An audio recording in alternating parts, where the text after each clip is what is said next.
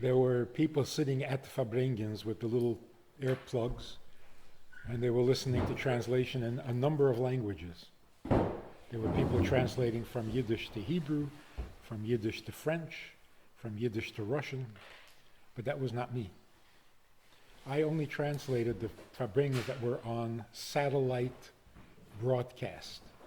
This was like cutting edge. It was cutting edge technology. This 18-wheeler would pull up and park on Kingston Avenue, right by the side of 770. And it was full of machinery, technology, cameras, all sorts of stuff. And they would sit there and transmit the Fabrengen through satellite hookup, directly to a satellite and then back from. And this was like, nobody else was doing this at that time. So people were picking up the Fabrengen in the weirdest, strangest places.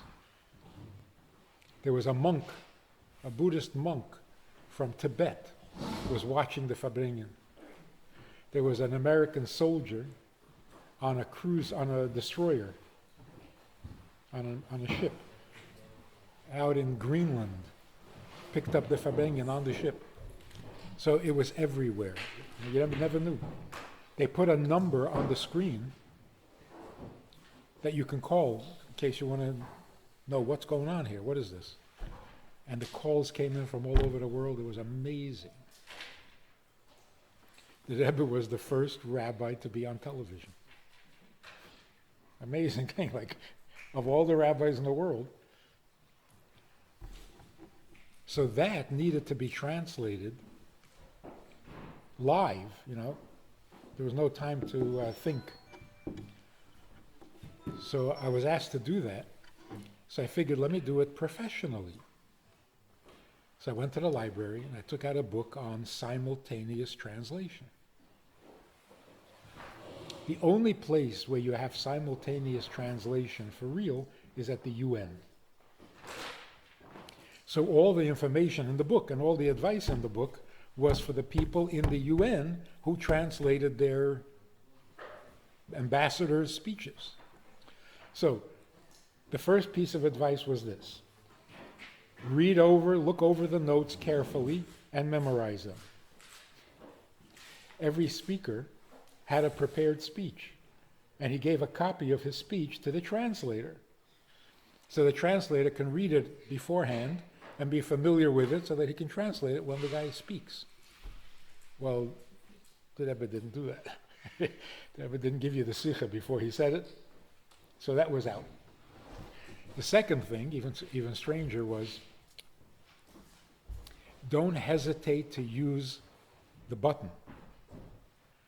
The translator had a button on his podium that if the speaker was going too fast for him, he would push the button and a little light would light up on the speaker's podium to tell him to slow down. Well, that wasn't going to happen with the Rebbe, so that piece of advice was useless. In fact, the whole book was useless. It didn't apply at all to this reality of the Rebbe's Fabrengens. So there was no precedent. Nobody ever did this. 3 years later, President Reagan was giving a speech somewhere, and they set up this kind of a hookup. And it was so new to the world that Time magazine had a fold-out in the center. It folded out 4 pages long, showing how the signal goes up to the satellite, how from the satellite it goes down to the station, and from the station it goes to and it was big, big news. So the Rebbe told Rabbi Krinsky to show the article to his son, Hillel David Krinsky, who had arranged this hookup for the Rebbe 3 years before it was big news for the president to do it. So we were way ahead in technology, ahead of the world.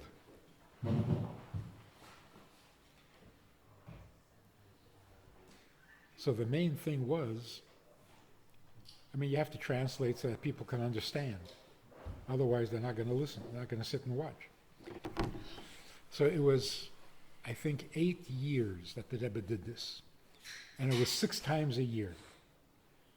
It was Yutes Kislev, it was Yud Shvat, it was the Rebbe's birthday, it was the Rebbe's father's yahrzeit, the Rebbe's mother's yahrzeit, Vav Tishrei, Chav Ov.